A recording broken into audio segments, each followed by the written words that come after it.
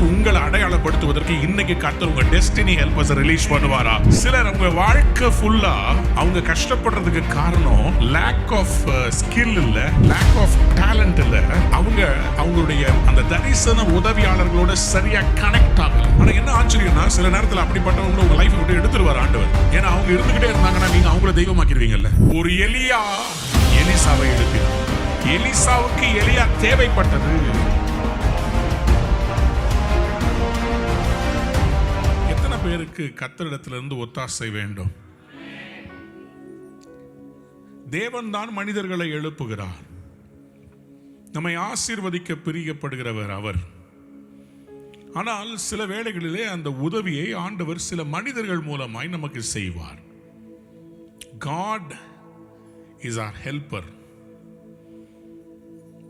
ஆண்டவர் சொல்றாரு, பயப்படாதே ஆபிரகாமே, நீ பயப்படாதே, நான் உனக்கு மகா பெரிய பலனும் கேடகமா இருக்கிறேன். I am your help and I am your shield. அதே மாதிரி யாக்கோபை பார்த்து சொல்றார் ஆண்டவர் ஏசாயா 41 அதிகாரத்திலே, யாக்கோபே நீ பயப்படாதே, நான் உனக்கு துணை நிற்கிறேன். So God is our helper. அதுல எந்த சந்தேகமும் கிடையாது.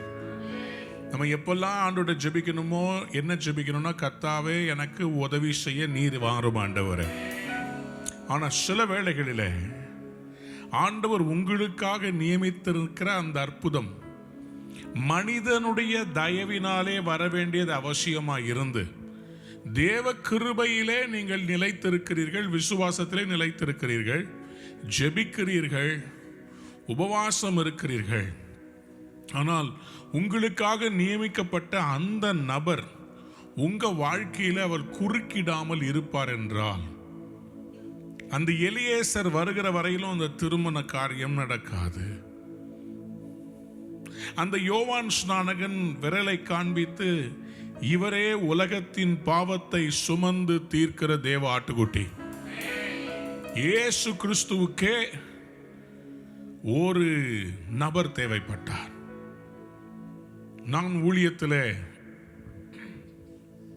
வளரும்போது என்னை அடையாளம் காட்ட என்னுடைய ஆவிக்குரிய தகப்பன் சாம் ஜெபதுரை அண்ணன் அவர்களை கர்த்தர் எனக்கு காண்பித்தார். அவர்கள் என்னை அவர்களோடு கூட அவருடைய ஊழியத்தில் இணைத்து கொண்டது மட்டுமல்ல, அவர்கள் நடத்துகிற கூட்டங்களிலே என்னை கூட அழைத்து கொண்டு போய் என்னை முதலிலே ஆராதனை எடுக்க வைத்தார்கள். அதுக்கு பிறகு அவருடைய அலுவலகத்திலே பொறுப்புகளை கொடுத்தார்கள். ஊழியத்தை எப்படி நடத்தணும், ஃபினான்ஸ் டிபார்ட்மெண்ட்ல இருந்திருக்கிறேன், கன்ஸ்ட்ரக்ஷன்ல இருந்திருக்கிறேன். அவங்களுடைய புக்ஸ் எல்லாம் மார்க்கெட் பண்ணும்படி தமிழ்நாடு முழுவதும் பல புத்தக கடைகளுக்கு சென்றிருக்கிறேன். அவருடைய ஊழியத்தினுடைய நிர்வாகத்தை பொறுப்பெடுத்து நடத்தி இருக்கிறேன். திருப்பத்தூர்ல ஃபாஸ்டிங் பிரேயர்ல அந்த முழு பொறுப்பையும் எடுத்து நடத்தி அதிகாலையிலிருந்து இரவு வரைக்கும் சாப்பாடு பொறுப்பில் இருந்திருக்கிறேன். இதையெல்லாம் அவர்களை ட்ரெயின் பண்ணாங்க. நான் அதுக்கு பின்னாடி வரேன். ஆனால் ஒரு விரல் ஒன்று உங்களை அடையாளப்படுத்துவதற்கும், to give you access and visibility, உங்களுக்கு உங்களுடைய வாழ்க்கையிலே ஒரு மேடை, ஒரு அடையாளம், ஜனங்கள் மத்தியிலே உங்களை அடையாளப்படுத்துவதற்கு தேவனால் நியமிக்கப்பட்ட உங்களுடைய தரிசன உதவியாளர்களை கர்த்தர் இன்னைக்கு ரிலீஸ் பண்ணுவாராக. சொல்லுங்க அல்லேலூயா. இவர்கள் என்ன செய்வார்கள்?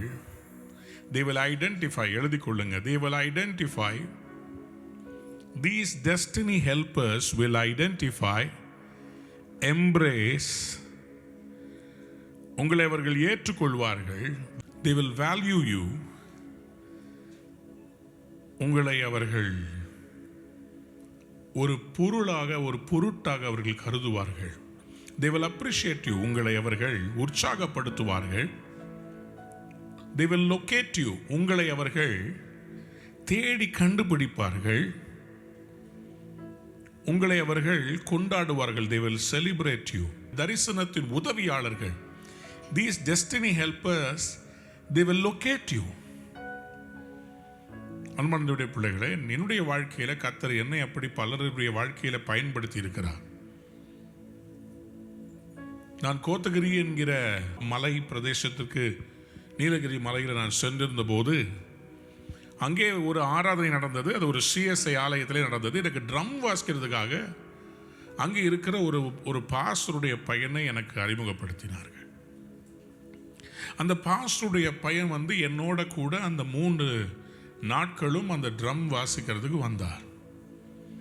அப்போ ஒரு செஷனில் பரிசுத்த ஆவியானுடைய அளவில்லாமல் இறங்கி வந்தார். அந்த தம்பியை பார்த்து என் கையை நீட்டி சொன்னேன், ரிசீவ் தி அனாயிண்டிங். தூக்கி வீசிருச்சு. அப்போ என் மனதில் ஆண்டவர் சொல்றார், அவனை அபிஷேகம் பண்ணப்பட்டவனாக அடையாளப்படுத்து. அப்போ சென்னையில் நான் ஃப்ரீடம் பண்ணும்போது, முதல் ஃப்ரீடம் இல்லை, 2வது ஃப்ரீடமில் டாப் ட்ரம்மர்ஸ் இங்கே இருக்கிறாங்க. சென்னையிலேயே ரொம்ப ஃபேமஸான ட்ரம்மர்ஸ் இருக்கிறாங்க. அப்போ ஆண்டவர் எனக்கு சொல்றாரு, இந்த வாலிபனை நீ அடையாளப்படுத்து. ஸோ ஏற்கனவே எல்லாம் ஃபிக்ஸ் ஆயிடுச்சானா அந்த பையனை வர சொன்னேன். வர சொல்லி 1-2 பாடல்களுக்கு வாசிக்க வைக்க சொன்னேன். அந்த தம்பி வாசித்தார். அவருடைய பெயர் டீமஸ். அவர் அப்படியாக வந்தவர் அடையாளப்படுத்தி ஆண்டவர் அவரை இன்றைக்கு ஒரு உலக புகழ்பெற்ற ட்ரம்மராக மாற்றியிருக்கிறார். நான் ஏன் அதை செய்தேன்? என்னை, ஒரு சாதாரண மிடில் கிளாஸ் ஃபேமிலியில் இருந்த என்னுடைய வாலிப பருவத்தில் என்னை அடையாளப்படுத்தி அருமையான சாம் ஜபுதுரை அண்ணன் அவர்கள் அவர்களோடு கூட அவங்க டிவி ப்ரோக்ராமில் உட்கார வச்சாங்க. அப்போ நான் அவங்களோட கூட டிவி ப்ரோக்ராமில் நான் அவரை இன்டர்வியூ எடுக்கிறது மாதிரி ஒரு ப்ரோக்ராம். ஸோ அதில் வர ஆரம்பித்த போது நிறைய பேர் என்னை ரெக்கக்னைஸ் பண்ணாங்க. நான் எங்கே போனாலும் சொல்லுவாங்க, நீங்கள் அந்த டிவியில் சாம் ஜபுதுரோட வருவீங்கல்ல. டிஜிஎஸ் தினகரன் ஐயாவும் அம்மாவும் என்னை அப்படி ஐடென்டிஃபை பண்ணாங்க. நான் பவர் மினிஸ்டரில் 1800 பேரில் கடைசியாக வந்துக்கிட்டு இருக்கிறேன். ஸ்டெல்லாம்மா என்னை கரெக்டாக கண்டுபிடிச்சாங்க. தம்பி, நீங்கள் அவரோட வருவீங்களே, அந்த தம்பி தானே அப்படின்னா.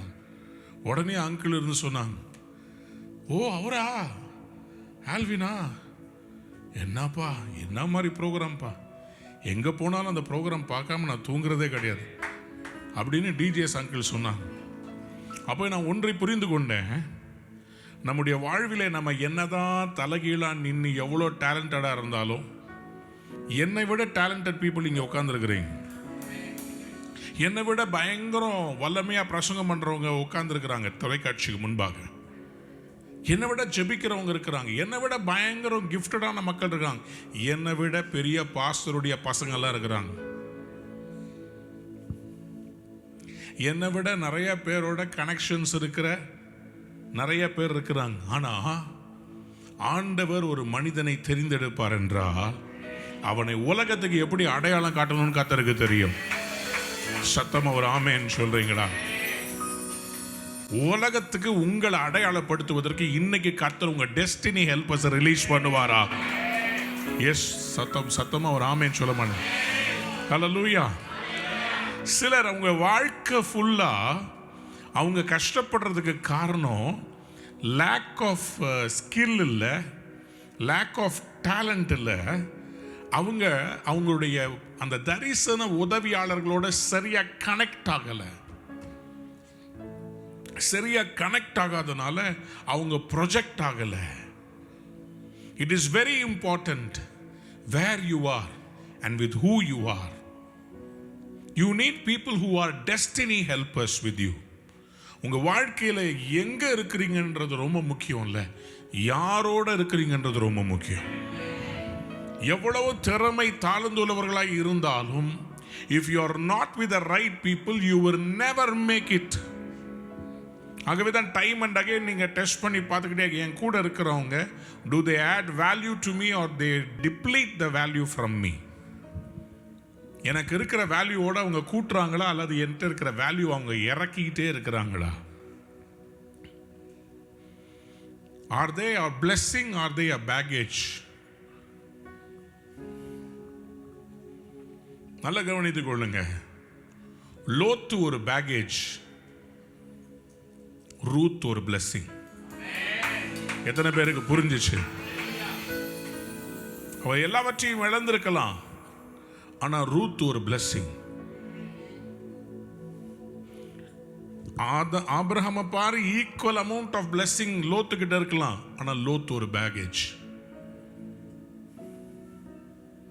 ஆகவேதான் ஆண்டவர் சொன்னார், நீ அனுப்பிவிடுன்னு சொன்னார். ரொம்ப விசேஷமானதை பிரசங்கம் பண்ணணும்னு நான் ரொம்ப ஜெபம் பண்ணிட்டு இருந்தேன். நான் வேற ஒரு காரியத்தை ஆயத்தம் பண்ண கத்த சொன்னார், இதை பேசி. ஏன்னா அநேகம் பேருடைய வாழ்க்கையில இந்த தயவு இல்லாம அவங்க எழும்பாம நிக்கிறாங்க. அவங்க லைஃபுக்கு வேண்டிய தயவை மனிதர்களை கொண்டு வந்து அவங்கள மீட் பண்ண வைக்க போறேன். ஒரு பிரேக் த்ரூ வரப்போகிறது. சொல்லுங்க அல்லேலூயா, சொல்லுங்க அல்லேலூயா. சர்டன் ரிலேஷன்ஷிப்ஸ் சரியா இல்லாதனால தான் சில பேருடைய லைஃப்ல அவங்க நல்லா வரமாட்டேன்றாங்க. ஆனா சிலர் நன்றாக வாழ்க்கையில முன்னேறி இருக்கிறதுக்கு காரணம் they have the right kind of relationships. right kind of relationships. அதுதான் இன்னைக்கு வரிசைப்படுத்தி உங்களுக்கு இந்த தரிசன பங்காளர்கள் நான் சொல்றதை எழுதிக்கோங்களேன். access and visibility. access and visibility. கதவுகளை திறக்கவும் உங்களை பிரதான ஸ்தானங்களிலே உட்கார வைக்கவும் உங்களுக்கு தேவனால் அபிஷேகம் பண்ணப்பட்ட, தேவனால் நியமிக்கப்பட்ட தரிசன உதவியாளர்கள் தேவை.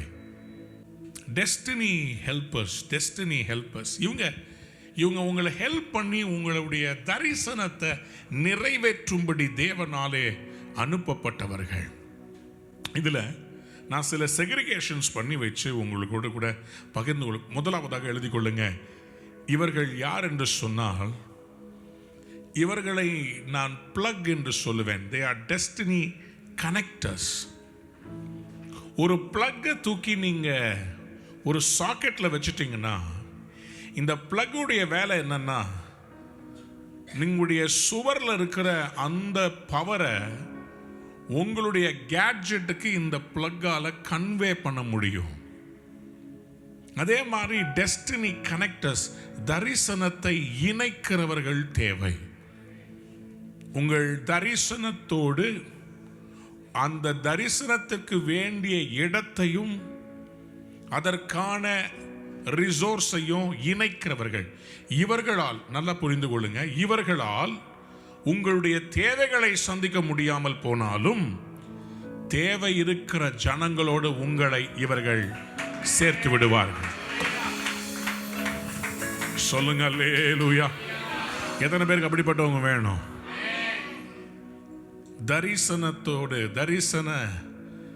தரிசனத்தோடு நம்ம இணைக்கிற உதவியாளர்கள். இவங்க யாருன்னா, உங்களுடைய சர்டிபிகேட்டும் டிகிரியும் செய்ய முடியாதத இந்த ஸ்பெஷலா இருக்கிறவங்க உங்களுக்காக செஞ்சு முடிச்சிருவாங்க. நீங்க ஹைலி எக்யூப்டா இருக்கலாம், டிகிரி வச்சிருக்கலாம், ஸ்கில் செட் வச்சிருக்கலாம், அதுக்கும் உங்களுடைய வாய்ப்புகளுக்கும் சம்பந்தம் இல்லாமல் இருக்கும். உங்கள் வாய்ப்புகளோடு உங்களை சரியாக இணைக்கிறதற்கு கர்த்தர் சில பேரை உங்க லைஃப்ல கொடுப்பார். கொடுக்காவிட்டால் கொடுப்பாராக.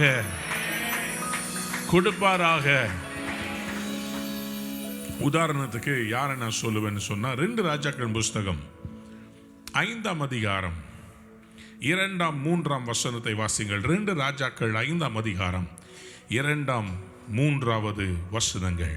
சீரியாவில் இருந்து தண்டுகள் புறப்பட்டு இஸ்ரவேல் தேசத்திலிருந்து ஒரு சிறு பெண்ணை சிறைப்பிடித்துக் கொண்டு வந்திருந்தார்கள். சரி, அவள் நாகமானின் மனைவிக்கு பணிவிடை செய்து கொண்டிருந்தாள். அவள் யார்? நாகமான் என்கிற சீரியா ராஜாவுடைய தளபதி நாகமான். சரி, அவள் தன் நாச்சியாரை பார்த்து, இந்த நாகமானுக்கு என்ன இருந்துச்சுங்களா? குஷ்டரோகம் இருந்துச்சுன்னு நம்ம ஃபர்ஸ்ட் வசனத்திலே வாசித்தோம். வாசிங்க. சீரிய ராஜாவின் படைத்தலைவனாகிய நாகமான் என்பவன் தன் ஆண்டவனிடத்தில் பெரிய மனுஷனும் எண்ணிக்கை உள்ளவனுமாய் இருந்தான். அவனை கொண்டு கர்த்தர் சீரியாவுக்கு ரட்சிப்பை கட்டளையிட்டார். மகா பராக்கிரமசாலியாகிய அவனோ குஷ்டரோகியாய் இருந்தான். சரி, இப்ப 3வது வசனத்தை வாசிங்க. அவள் தன் நாச்சியாரை பார்த்து, இந்த சிறிய பெண் தன் நாச்சியார், அதாவது நாகமான் என்கிற அந்த படை தளபதியுடைய மனைவி இடத்திலே வேலை செய்கிற பணிப்பெண். இந்த சிறு பெண் என்ன சொல்லுகிறாள்? என் ஆண்டவன் சமாரியாவில் இருக்கிற தீர்க்கதரிசியினிடத்தில் போவாரானால். நம்ம நாகமான் ஐயா இருக்கிறாங்களே, உங்க வீட்டில் வேலை செய்யற அந்த பணிப்பெண் சொல்றான்னு வச்சுக்கோங்களேன், அம்மா ஐயா இவ்வளோ கஷ்டப்படுறாரே, ஐயா மட்டும் அந்த சமாரியாவில் இருக்கிற அந்த தீர்க்கதரிசிகிட்ட போனார்னா ஐயாவுடைய அந்த பிரச்சனை உடனே சுகமாயிடும்மா. யார் சொல்றதுங்க? சிறு பெண். யார் சொல்றதுங்க? சிறு பெண். சிறு பெண். இந்த சிறு பெண் ரொம்ப படித்தவள் இல்ல, பெரிய ஒரு போஸ்ட்ல CEO உட்கார்ந்து இருக்கிறவள். இந்த சிறு பெண் எப்படிப்பட்டவள் என்று சொன்னால், அவள் வேலை செய்கிற ஒரு அடிமை. She didn't have power, she wasn't well educated, she didn't have authority, but she had one thing: she could connect people with the need to those who can solve it. தேவையுள்ளவர்களை யாரோடு இணைத்தால் அவர்களுக்கு அற்புதம் நடக்குமோ அப்படிப்பட்ட உங்களுக்கு தேவை. பல முறை நான் பார்த்திருக்கிறேன், நம்முடைய சபையில இங்க வந்திருக்கிறவங்க சில பேர், அவங்களுக்கு அவங்களுடைய நண்பர்கள் அல்லது உறவினர்கள் சொல்லியிருப்பாங்க, நீங்க போய் பாஸ்டர் ஆல்வின் தாமஸ் போய் பாருங்க, ஒரு தடவை போய் பாருங்க, உங்களுக்கு கர்த்தர் அற்புதம் செய்வார்னு சொல்லி அனுப்புவாங்க. அவங்க நேரில் வந்திருக்க மாட்டாங்க, அவங்க எங்கேயோ இருப்பாங்க. ஆனா அவங்க சொன்னதுனால இவங்க வருவாங்க பாருங்க, கர்த்தர் இவர்களுக்கு அற்புதம் செய்து விடுவார். டெஸ்டினி கனெக்டர்ஸ், தரிசனத்தோடு இணைக்கிறவர்கள். இந்த பெண் நல்லா புரிந்து கொள்ளுங்க, இவளால் நாகமானை சுகமாக்க முடியவில்லை. ஆனால் நாகமான் சுகமாக கூடிய தீர்க்கதரிசி இடத்திலே வழி நடத்தினார்.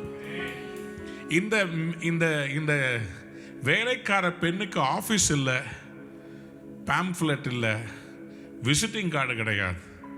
ஆனால் அவள் கனெக்ட் பண்ணாள். உங்களுக்கு சொல்கிறேன், ஒரு சாதாரண ஒரு பேப்பரை ரோட்டில் நின்று கொடுக்குறாங்கல்ல, அதை பார்த்து எத்தனை பேர் தெரியுமா இன்றைக்கி வாழ்க்கையில் மேலே வந்திருக்கிறாங்க? ட்ராக்ஸ் ஒரு பக்கம் இருக்கட்டும், நம்ம எல்லாமே ஸ்பிரிச்சுவலாகவே யோசிக்க வேண்டாம். ரோட்டில் நின்று study in Canada, study in America, அதை கொடுக்குறாங்கல்ல அந்த ட்ரெயின் ஸ்டேஷன் பஸ் ஸ்டேஷன் வாசல்ல, அதை வாங்கின ஒருத்தவங்க அதை எடுத்துட்டு போய் சும்மா ஃபோன் பண்ணி கேட்கலான்னு கேட்கும்போது, உங்களாலையும் வெளிதேசம் போக முடியும்னு ஒருத்தர் சொல்றதை நம்பி போய் இன்னைக்கு அங்கே செட்டில் ஆனவங்களாம் இருக்கிறாங்க. Destiny connect us. Sometimes you know them, sometimes you don't know them. Sometimes you don't know them. நீங்க நிறைய பேர் வாழ்க்கையில் அப்படி மேலே வந்திருக்கிறாங்க. யாரோ 2 பேர் பஸ்ஸில் பேசுறதை கேட்டுட்டு ஒரு மனிதன் போய் ஒரு ஸ்டாக்ல இன்வெஸ்ட் பண்ணான். திடீர்னு பார்த்தா அந்த ஸ்டாக் பயங்கரமாக ஏறி அவன் ஒரே வாரத்தில் லட்சாதிபதி ஆயிட்டான். சொல்றேன், there are destiny connectors everywhere around you. There are destiny connectors. But இவங்க தேவனால நியமிக்கப்பட்டு வரணும், சாத்தானால நியமிக்கப்பட்டு உங்ககிட்ட வரவே கூடாது. யாராவது ஒரு அல்லேலூயா சொல்றீங்களா? இவர்கள் வயதானவர்களா இருக்கலாம், குறைந்த வயதுள்ளவர்களா இருக்கலாம், ஆனால் இவர்கள் connectors. They are connectors. They are connectors. இரண்டாவதாக நோட் பண்ணிக்கொள்ளுங்க, destiny influencers are destiny sponsors. destiny influencers, தரிசனத்தை பாதிக்கக்கூடியவர்கள், அல்லாவிட்டால் அதை உங்களுக்கு உதவி செய்யும்படி பொருளாதாரத்திலையும் சரீர பலத்திலையும் அதற்கு திராணி உள்ளவர்களாக இருப்பார்கள். இவர்கள் யார் என்றால், இவர்களால் உங்களுக்காக பெரிய இடங்களிலே வாசல்களை திறக்க முடியும். அவங்க ஒரு மினிஸ்டருடைய பிஏவா இருக்கலாம், ஒரு பிரின்சிபலுடைய பியூனா இருக்கலாம். சொல்லுங்க ஆமென். ஆக்சுவலா கவர்மெண்ட் ஆஃபீஸ்ல எல்லாம் பியூன் தான் பவர்ஃபுல். போயிருக்கீங்களா இல்லையா? யாரும் பேச மாட்டாங்க. பியூன் தான் வந்து, என்ன சார், என்ன வேணும் சார், சொல்லுங்க சார். அந்த ப்ராசஸ் எப்படி நடக்கணும், எந்தெந்த டேபிளுக்கு போகணும், அது எப்படி முடிக்கணும்னு அந்த பியூன் உங்களுக்கு அழகாக ஸ்கெட்சை போட்டு கொடுப்பார். சார் நான் பண்ணி கொடுத்துட்றேன் சார். அவரே ஃபுல்லாக எல்லாத்தையும் பண்ணி முடிச்சிருவார். இது ஒரு லெவல் ஆஃப் இன்ஃப்ளூயன்ஸ். ஆனால் நான் சொல்கிறது யாருன்னா, இவங்கெல்லாம் பெரிய பெரிய ஜாம்பவான்கள். இவங்க நினச்சா ஒரே செகண்டில் உங்கள் லைஃபையே மாற்ற முடியும். யாரெல்லாம் ஒரு அல்லேலூயா சொல்ல விரும்புகிறேன்? Destiny influencers are sponsors. இவர் நினைச்சா உங்களுக்காக பெரிய வாசல்களை திறக்க முடியும். These are the people that God has ordained to fund your dreams. உங்கள் கனவுகளை எல்லாம் நினைவாகும்படி, நிஜமாகும்படி, அதற்கு வேண்டிய பொருளாதாரத்தை ரிலீஸ் பண்ணக்கூடிய ஐஸ்வர்ய சம்பரணர்களாக இருப்பார்கள். தேவன் இப்படிப்பட்டவங்களை உங்களோட கனெக்ட் பண்றது தேவனுடைய சித்தமாக இருக்கிறது. ஏன்? உங்களுக்கு தரிசனத்தை தந்தவர் தரிசனத்துக்கான பொருளை இன்னொருத்தட்ட கொடுத்து வச்சிருப்பாரு. அவர்களுடைய காணிக்கையினாலே உங்கள் தரிசனத்தை கர்த்தர் உயர்த்தி கனப்படுத்து. யாராவது ஒரு அல்லேலூயா சொல்ல மாட்டேன்?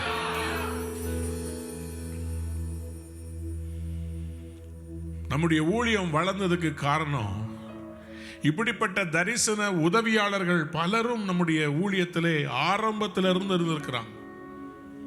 எனக்கு இன்னமும் ஞாபகம் இருக்குது. முதல்ல இந்த ஆலயத்தை 2006 பிப்ரவரி மாதம் 19 ஆரம்பித்த போது என்னுடைய நண்பன் பேட்ரிக் என்று சொல்லி, அவர் அப்போ பிஸ்னஸ் பண்ணிக்கிட்டு இருந்தார். அவர் ஒரு கொரியர் கம்பெனி வச்சிருந்தார். அந்த ஒரே ஒரு நண்பன் என் கூட நின்னான். அவன் அவனுடைய ஃபர்ஸ்ட் செக்கை எடுத்து நம்முடைய மினிஸ்ட்ரிக்கு அக்கௌண்ட் திறந்த பிறகு, ரூவா மினிஸ்ட்ரியுடைய அக்கௌண்ட்டை திறந்த உடனே ஃபர்ஸ்ட் செக்கு வடபழனியில் இருக்கிற அந்த விஜயா ஹாஸ்பிட்டலுக்கு உள்ளே போகிற வழியில் பிகேஎன் ஆடிட்டோரியம்னு ஒன்று இருக்குது, ஏசி ஹால். அங்கே தான் நம்முடைய முதல் ஆராதனை 2006 பிப்ரவரி 19 நடந்தது. அதுக்கு முதல் செக் அவர் தான் கொடுத்தார். அதுக்கு பிறகு பல வாரங்கள் அங்கே நடத்தணும். பிப்ரவரியிலிருந்து ஏப்ரல் வரைக்கும் நடத்தணும். அதில் பல வாரங்கள் காணிக்கை வராது. அந்த மீதம் இருக்கிற தேவையை அவன் கொடுத்து சந்திப்பான், என் நண்பன் கொடுத்து சந்திப்பான். ஊழியம் வளர ஆரம்பித்த போது எனக்கு வாகனம் தேவைப்பட்டது என்பதை அறிந்து கொண்டு என் நண்பன் போய் ஒரு செகண்ட் ஹேண்டில் ஒரு டாடா எஸ்டேட் பெரிய கார், பின்னாடி நிறைய இடம் இருக்கும், கீபோர்டு ஸ்டாண்டு எல்லாத்தையும் தூக்கி போட்டு போகலாம். ஒரு நாள் அதை வாங்கிட்டு வந்து என் வீட்டு வாசப்படி நிறுத்தி வச்சுருந்தாரு. ஜெபம் பண்ணுறீங்களா, கார் ஒன்று இருக்குதுன்னு. சரி, நான் போய் ஜெபம் பண்ணி, ஆண்டவரே என் நண்பனுக்கு இந்த கார் ஆசீர்வதிச்சு தாங்கன்னு ஒன்று ஜெபம் பண்ணி முடிச்சோடனே சாவியை என் கையில் கொடுத்து இதை உங்களுக்குன்ட்டார். எனக்கு பயங்கர சர்ப்ரைஸ். அதுக்கு முன்னாடி அவருடைய காரை எனக்கு ஓட்ட கற்றுக் கொடுத்தாரு. ஒரு நாள் பயங்கர மழை, நானும் என் மனைவி பிள்ளைங்க வண்டியில் நாங்கள் கேகே நகர்லேருந்து ஐசிஎஃப் போனோம். அப்போ வீடு ஐசிஎஃப். அவங்க வீட்டிலேருந்து போகணும், டூ வீலரில் நனைஞ்சிருவோன்னு சொல்லி அவங்க காரை கொடுக்குறான். எனக்கு காரே ஓட்ட தெரியாது. சொல்ல, நீ ஓட்டு, நான் கற்றுக் கொடுத்தேன்ல உனக்கு 2 நாளாக, ஓட்டிட்டு போ. இல்லைப்பா எங்கேயாவது இடிச்சிட்டா பரவாயில்ல, ஓட்டிட்டு போ. எந்த நண்பன் சொல்லுவான்? ஓட்ட தெரியாது வச்சுட்டு போடான்னு சொல்கிற நண்பர்கள் இருக்கிறாங்க. ஆட்டோவில் போன்னு சொல்லலாம். பயங்கர வெள்ளக்காடா. எனக்கா அன்னைக்கு பார்த்து பேய் மழை பெய்யுது, ரோடே தெரியல, குத்து மதிப்பாக ஓட்டிட்டு போயிட்டு இருக்கிறேன். நான் ஆண்டவர்கிட்ட சொன்னேன், ஆண்டவரே தயவு செய்து என் நண்பனுடைய காரை காப்பாற்று, என்னன்னு காப்பாற்றுக்கிற கூட ஜெபிக்க. அந்த மாதிரி அந்த தரிசனத்தில் கூட நின்னா. முதல்ல கான்சர்ட் பண்ணும்போது என் கூட அவர் தான் நின்னார். அவர் காருண்யா பல்கலைக்கழகத்தில் வேலை செஞ்சுக்கிட்டு இருந்தார். கோவிடில் இறந்துட்டார். எனக்கு ஒரு பெரிய இழப்பு. என் ஃப்ரெண்ட் பேட்ரிக் காலேஜில் இருந்து எனக்கு ஃப்ரெண்டு. நான் அவரும் ஒன்றா பல காம்படிஷன்ஸ்க்கெல்லாம் போவோம். நான் ரொம்ப நேசித்த ஒரு அருமையான நண்பன். தரிசனத்தில் கூட நின்று உதவி செய்ததை மறக்கவே முடியாது. அன்பனுடைய பிள்ளைகளே, இப்படி கத்திருந்த தரிசனத்தை அதே மாதிரி எனக்கு இப்போ ஞாபகம் இருக்கப்படி ஒவ்வொருத்தவங்களும் ஒன்னொரு விதத்தில் உதவி செய்ததை என்னால் மறக்கவே முடியாது. நம்முடைய ஊழியத்தின் வளர்ச்சிக்கு ஆதியிலிருந்து கத்திருந்த தரிசன பங்காளர்கள் இவங்க வந்து நிற்பாங்க. முதல் ஃப்ரீடம் நடத்தணும். எங்க எப்படி நடத்துறதுனே தெரியல. 13 லட்சம் தேவை. அட்வான்ஸ் மட்டுமே கொடுக்கணும். ஸ்பீக்கர் பாக்ஸை பெங்களூர்லேருந்து ஏற்ற மாட்டேன்றாங்க. ஏன்னா காசு கொடுத்தா தான் கிளப்புவேன்னு சொல்கிறாங்க. ஒரே குடும்பத்தினர் 6 லட்சம் ரூபாய் கொடுத்தாங்க. எப்போ? 2006 6 லட்சம் ரூபான்னா நான் இங்கே பக்கத்தில் வலசரவாக்கத்தில் 6 கிரவுண்ட் வாங்கியிருக்கலாம். இன்னைக்கு அது கோடியில் போயிருக்கும். 2006 அப்போதான் கோயம்பேடு பஸ் ஸ்டாண்டே வந்துச்சு. 2005 வலசரவாக்கம்லாம் வெறும் காடு. ஆனால் அந்த குடும்பத்தார் எனக்கு அந்த 6 லட்சம் ரூபாயை கொடுத்து அதன் மூலமாக அந்த காசை உடனே கட்டுறேன். அங்கேருந்து கிளம்பி வருது. ஃப்ரீடம் நடத்துகிறோம். சரித்திரமாகி விட்டது. அந்த ஃப்ரீடம்ன்றத வலசரவாக்கத்தில் ஒரு அண்ணாச்சி, அந்த அண்ணன் வந்து ஸ்டேஜுக்கு வேண்டிய காசு அவர் கொடுத்தார். ஸ்டேஜுக்கு போடுறதுக்கு காசு இல்லை. அவர் வந்து அப்போ அந்த ஸ்டேஜ் போடுற ஏசிடி அண்ணன்ட்ட ஸ்டேஜை போடுங்க பார்த்துக்கலான்னு. 60க்கு 40னா அவர் 80க்கு 40 போட்டுருக்காரு. நான் அழுதுட்டேன். எனக்கு 60க்கு 40க்கே காசு கொடு. உங்களை யாருக்கு காசு கேட்டா? நான் போடுறேங்கன்னு அவர் போட்டுக்கிட்டு இருக்கிறார்.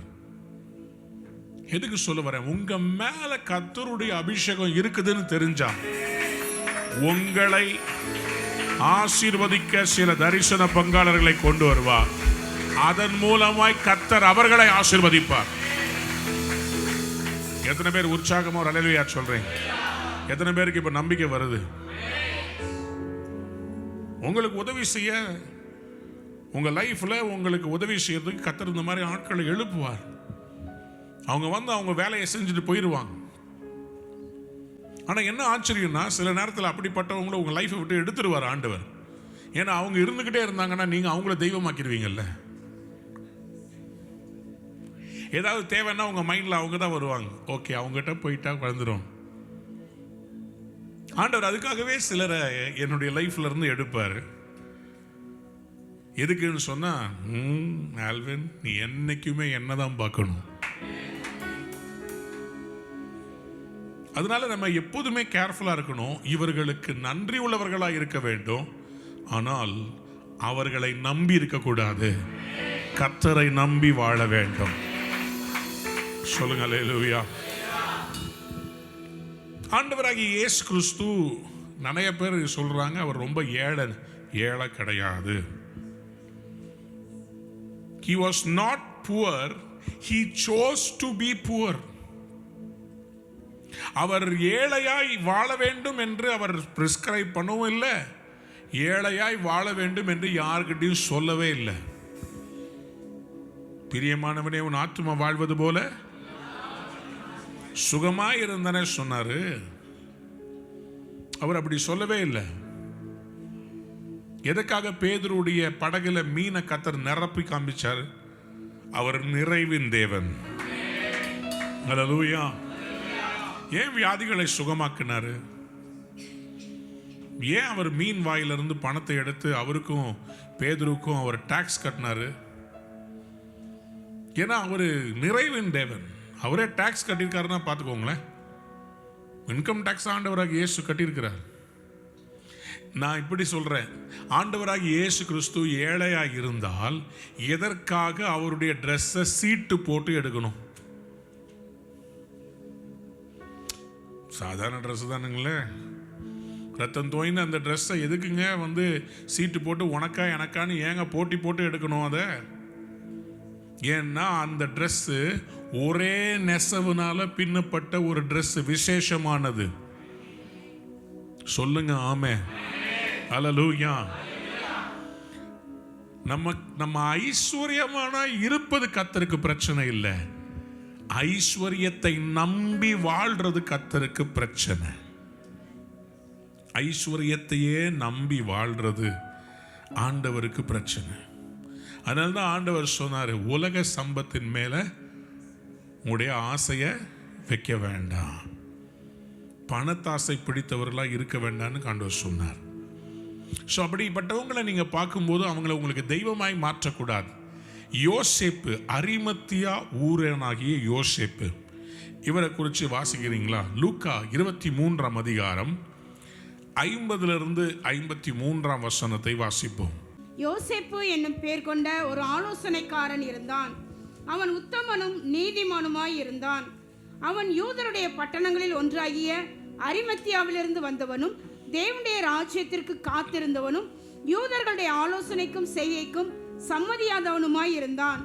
அவன் பிலாத்துவிடத்தில் போய் இயேசுவின் சரீரத்தை கேட்டு, அவன் பிலாத்துவிடத்துல போய் இயேசு கிறிஸ்துவினுடைய சரீரத்தை கேட்கிறார். அதை இறக்கி மெல்லிய துப்பட்டியிலே சுற்றி, அதை எப்படி பண்றாரு? ரொம்ப காஸ்ட்லியான மெல்லிய துப்பட்டி, wrapped in linen cloth. அப்புறம் கண்மலையில் வெட்டப்பட்டதுமாய் ஒரு காலம் ஒருவனும் வைக்கப்படாததுமாய் இருந்த ஒரு கல்லறையிலே வைத்தான். கவனிங்க, இவர் எவ்வளவு செல்வந்தரா இருந்தா ஒரு காலும் ஒருவரும் வைக்கப்படாத கல்லறைக்கு சொந்தக்காரனா இருந்திருப்பார்.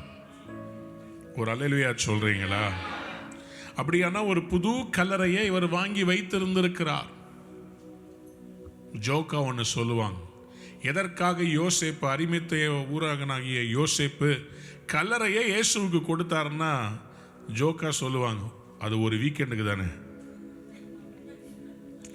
ஏன்னா ஏசாமி தான் அங்கே இருக்க போறது இல்லையே. அவர் வெள்ளிக்கிழமை வந்தார், சண்டே செக் அவுட் பண்ணிட்டார். ஐ எம் கோயிங் இன்ட்டு பரமேறிட்டார். அதனால தான் தைரியமாக கொடுத்தாங்க. உங்களுக்கு அப்படிதான், கொடுத்தா திருப்பி கொடுத்துருவார். புரியல உங்களுக்கு? நீங்க ஆண்டவருக்காக எதை கொடுத்தாலும் அவர் திருப்பி கொடுத்துவாரு. உங்ககிட்ட எடுத்து உங்களை ஏழையாக்குகிறவர் அல்ல. யோசித்து பாருங்க, இவர் கொடுத்தாரு, அதுக்கு பிறகு அவருடைய அந்த கல்லறை எவ்வளோ ஃபேமஸாக இருந்திருக்கும். அரிமத்தியா ஊரனாகிய அந்த யோசேப்புடைய கல்லறையை தேடி உலகமே இன்னைக்கு போகிறது. காரணம் என்ன? அன்னைக்கு ஒரு மனிதன் தன்னுடைய உடைமைகளால் இயேசுவை கனப்படுத்த விரும்பினார். இயேசு கிறிஸ்து அவர் பலனோடு இருக்கும்போது அல்ல, அவர் பலவீனமாய் சிலுவையிலே தொங்கின போது தன்னுடையவைகளை கொடுத்து உதவி செய்ய அவன் தீர்மானித்தான். Destiny influencers are sponsors. சில ஸ்திரீகள் இருந்தார்கள். அவர்கள் தங்களுடைய ஐஸ்வர்யத்தினாலே அவருக்கு ஊழியம் செய்தார்கள். கனம் பொருந்திய ஸ்திரீகள் இருந்தார்களாம். அவர்கள் வந்து தங்களுடைய ஐஸ்வர்யத்தால் ஊழியம் செய்தார்களாம். லூக்கா சுவிசேஷம் 8ஆம் அதிகாரம், லூக்கா 8:1. பின்பு அவர் பட்டணங்கள் தோறும் கிராமங்கள் தோறும் பிரயாணம் பண்ணி தேவனுடைய ராஜ்யத்திற்குரிய நற்செய்தியை கூறி பிரசங்கித்து வந்தார். 12 அவருடனே கூட இருந்தாங்க, 12 டிசைபிள்ஸ். அப்புறமா அவர் பொல்லாத ஆவிகளையும் வியாதிகளையும் நீக்கி குணமாக்கின சில ஸ்திரீகளும் 7 பிசாசுகள் நீங்கின மகதலேனா எனப்பட்ட மரியாளும் ஏரோதின் காரியக்காரனான கூசாவின் மனைவியாகிய யோவன்னாளும் சூசன்னாளும் தங்கள் ஆஸ்திகளால் அவருக்கு ஊழியம் செய்து கொண்டு வந்த மற்ற அநேக ஸ்திரீகளும் அவருடனே இருந்தார்கள். இவங்க எல்லாரும் அவரோட கூட. யூத கலாச்சாரத்தில் அவங்க ஆண்களுடைய பெயர்களை மென்ஷன் பண்ணுவாங்க, பெண்களுடைய பெயர்களை பொதுவாக பண்ண மாட்டாங்க. ஆனாலும் இயேசு சாமி இவங்களெல்லாம் இம்பார்ட்டண்ட்டாக பார்த்ததுனால அவங்க பேரை கூட எழுதி வச்சாரு பாருங்க. சத்தமா ஒரு அல்லேலூயா சொல்றீங்க? ஏனென்றால் இவர்கள் தங்கள் ஆஸ்திகளால் தங்கள் சரீரத்தால் இவர்கள் கர்த்தருக்கு ஊழியம் செய்திருக்கிறார்கள். Destiny influencers, they funded the ministry. மூன்றாவதாக எழுதிக் கொள்ளுங்க, Destiny recommenders. இவர்கள் யார் என்று சொல்லி பார்த்தீர்கள் என்று சொன்னால், இவர்களால் உங்களுடைய சத்தம் கேட்க முடியாத இடத்துல உங்கள் சத்தத்தை கேட்க பண்ணுகிறவர்கள். இப்படிப்பட்டவங்க உங்களோட இருந்தாங்கன்னா கண்டிப்பா உங்க வாழ்க்கை மேல வரும். இந்த டெஸ்டினி ரெக்கமெண்டர்ஸ் என்ன பண்ணுவாங்கன்னா, இவங்க ராஜாவுடைய சமூகத்தில் அல்லது இன்ஃப்ளூயன்ஷியலான இடத்துல இருந்து உங்க பேரை சிபாரிசு பண்ணக்கூடியவர்கள். யார் ஆமேன்னு சொல்ல விரும்புறேன்? யோசேப்பு சிறைச்சாலையில் இருக்கும்போது யோசேப்போட கூட 2 பேர் இருந்தாங்க. ஒன்று பானபாத்திரக்காரன், மற்றொருவன் சுயம்பாகிகளின் தலைவன். ஒருத்தருடைய தலையை தூக்கில் போட்டாங்க, இன்னொருத்தனுடைய தலையை உயர்த்தி மறுபடியும் பார்வோனுக்கு பக்கத்தில் நிற்கும்படி யாருக்கு அந்த கிருபை கிடைத்தது? பான பாத்திரக்காரன், the cup bearer. அப்போ ஜெயில் இருக்கும்போது யோசேப்பு இந்த பான பாத்திரக்காரன் சொல்றாரு, எப்பா நீ மறுபடியும் இந்த ப்ராஃபஸி நான் உனக்கு சொல்லிட்டேன், திருப்பியும் பார்வோன் உன்னை தூக்கி உன் ஸ்தானத்தில் வைக்க போறான்னு சொல்லிட்டேன். நீ அங்கே போன பிறகு ஒன்று செய்யணும். என்ன செய்யணும்னா என்னை ஞாபகம் வச்சு கொஞ்சம் பார்வோன்ட்ட சொல்லி, செய்யாத தப்புக்காக ஒருத்தர் இருக்கிறான், அவனை எடுத்து விடுங்கன்னு சொல்லி எனக்காக ரெக்கமெண்ட் பண்ணணும்னு சொல்லி சொல்றார். ஆனால் பாருங்க, போனவர் அங்கே போனவுடனே யோசேப்பை மறந்து விட்டார். இப்போ நான் சொல்றது நல்லா புரிஞ்சுக்கோங்க. நீங்கள் கை தட்டுறதுக்கு ரெடியாக இருக்கிறீங்களா? மடியில் வச்சுக்கோங்க. சில நேரத்தில் உங்களை ரெக்கமெண்ட் பண்ண வேண்டியவங்க ரெக்கமெண்ட் பண்ணாமல் இருந்தால் ஆண்டவர் இதில் ஈக்குவேஷனில் மூணாவது ஒருத்தரை கர்த்தர் செய்வார். இல்லைங்க, சொல்லி முடிக்கவே இல்லையே. பார்வோனுக்கு ஒரு கனவை கொடுத்தார். பார்வோனுக்கு ஒரு கனவை கொடுத்து, சொல்லுங்க ஆமென்.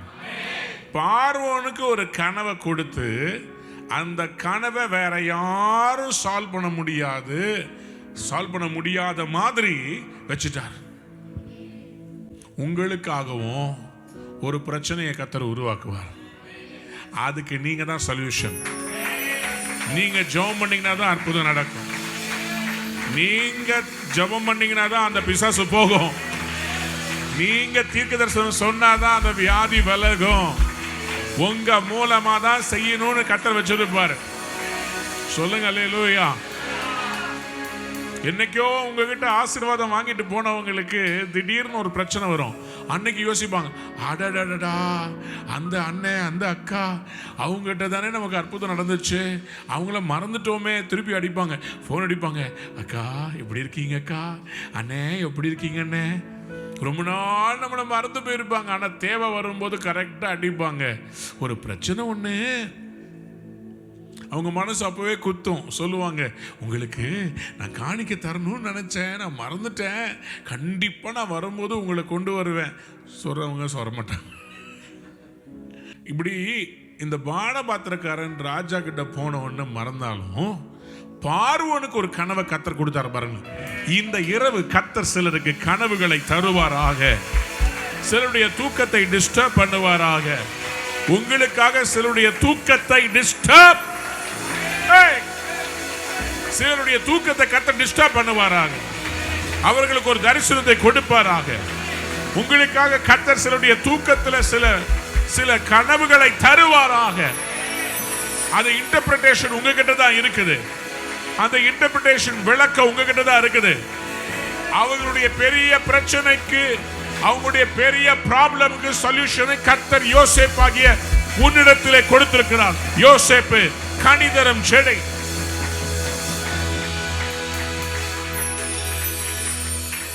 Somebody shout hallelujah.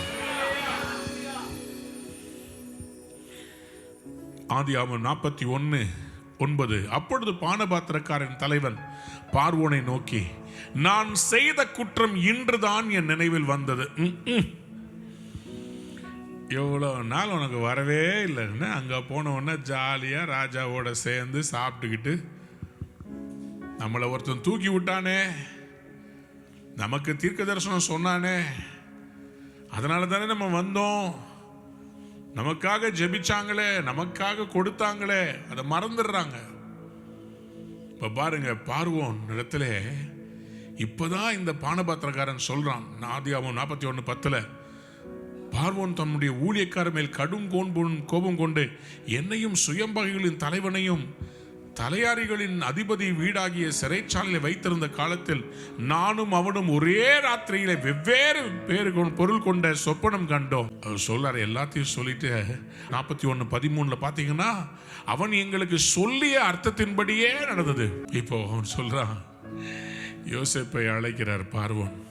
பார்வோன் கிட்ட சொல்றார், ஐயா அதை யோசேப்பு அவன் சொன்னாயா, அதே மாதிரி சுயம்பகைகளின் தலைவன் அவன் தூக்கு மேடைக்கு சென்றான், என்னை நீர் கொண்டு வந்து வைத்தீர். பார்வோன் கிட்ட யோசேப்பை மென்ஷன் பண்றார் பானபாத்திரர். உங்களை பத்தி இன்னைக்கு சில பேர் மென்ஷன் பண்றாங்க, உங்களுக்காக சில பேர் பேசிக்கிட்டு இருக்கிறாங்க. கதலபா சந்தலா இயேசுவின் நாமத்தினாலே நான் இப்போ ஒரு பிரேக் த்ரூவை உணர்றேன். உங்கள் வீட்டுக்கு அந்த பிரேக் த்ரூ வருகிறது, உங்களுக்காக அந்த பிரேக் த்ரூ வருகிறது. உங்களுக்காக உங்க பேரை கெடுத்தவர்கள், உங்க பேரை கெடுத்தவர்கள், உங்களுடைய ஆசீர்வாதத்தை தடுத்தவர்கள் விலகி போவார்களாக, விலகி போவார்களாக. உங்களிடத்தில் நன்மை பெற்று உங்களுக்கு தீமை செய்யாமல், நன்மை செய்யாமல் காத்திருந்தவர்கள் ரிலீஸ் பண்ணப்படுவார்களாக. அவருடைய வாழ்க்கை மாறுவதாக. Destiny recommenders, destiny recommenders. அப்பொழுது பார்வோன் யோசேப்பை அழைப்பித்தான். அவனை தீவிரமாய் காவல் கிடங்கிலிருந்து கொண்டு வந்தார்கள். அவன் சவரம் பண்ணி கொண்டு வேறு வஸ்திரம் தரித்து பார்வோனிடத்தில் வந்தான். இதற்கு காரணம் இந்த பானபாத்திரக்காரன். அன்பு தேவனுடைய பிள்ளைகளே, நான்காவதாக டெஸ்டினி இன்டர்செசர்ஸ். உங்களுக்காக திறப்பிலே நிற்கிற தரிசன பங்காளர்கள். நல்லா கவனித்துக் கொள்ளுங்க. உங்கள் ஜெபம் தேவ சித்தத்தை, திட்டத்தை உங்கள் வாழ்க்கையிலே நிறைவேற்ற போதுமானதாக இருக்கிறது. சொல்லுங்க. அப்படியா? அப்படிதான் தனிக்காட்டு ராஜாக்கள் யோசிப்பாங்க.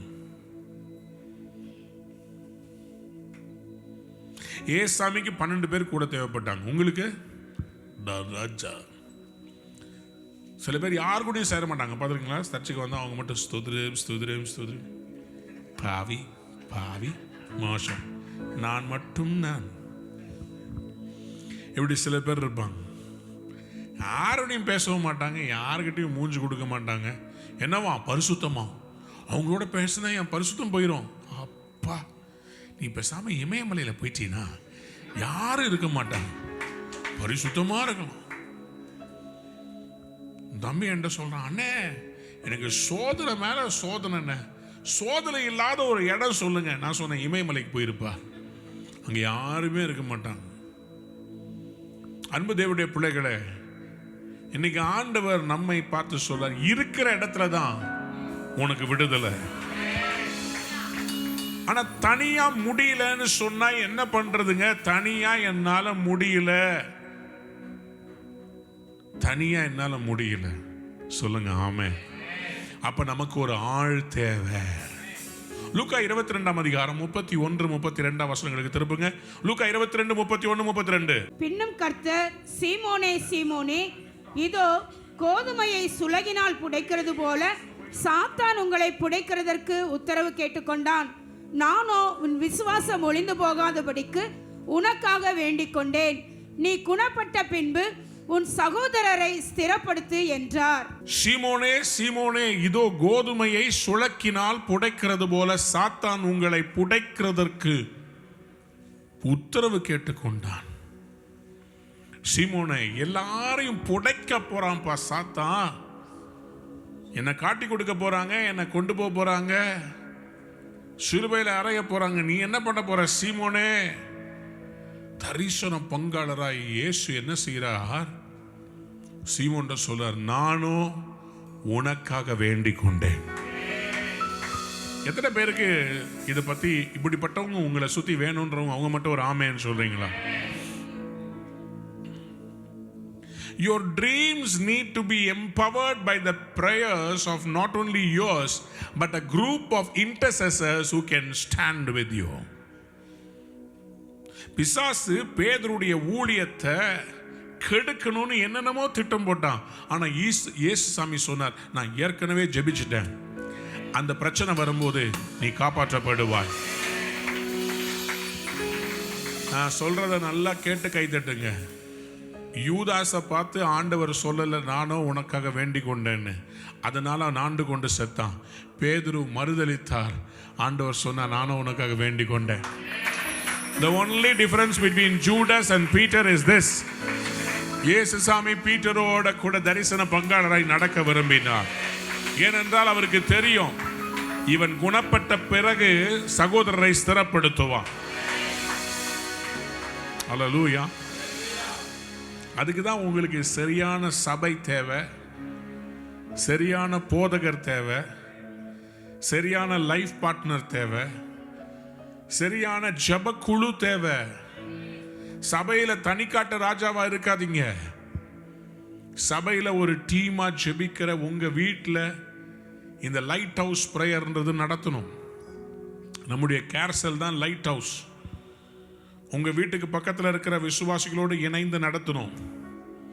அது அப்படியே சர்ச்சா மாற்றி பிரித்து கொண்டு போயிடக்கூடாது. போய் பாருங்க, அந்த மாதிரி நிறைய பேர் ட்ரை பண்ணி ரொம்ப பயங்கரமான விளைவுகளை சந்தித்திருக்கிறார்கள். ஆனால் இந்த மாதிரி ஒரு உறவு தேவை. We need a band of believers who can come and pray together. சேர்ந்து ஜெபிக்கக்கூடிய நண்பர்கள் தேவை. எத்தனை பேர் ஆமேன்னு சொல்ல விரும்புறீங்க? அது எதுக்குன்னா, அந்த மாதிரி இருக்கிறவங்க உங்களுக்காக வந்து நீங்க வெற்றி பெற்றாலும் ஜெபிப்பார்கள், தோல்வி அடைந்தாலும் ஜெபிப்பார்கள், உங்கள் போராட்டத்தில் ஜெபிப்பார்கள், உங்களுக்காக கண்ணீர் விடுவார்கள். யாரெல்லாம் ஒரு அல்லேலூயா சொல்றீங்க? ஏசாமி பேதுருவை பார்த்து சொன்னார், நானும் உனக்காக வேண்டிக் கொண்டேன்.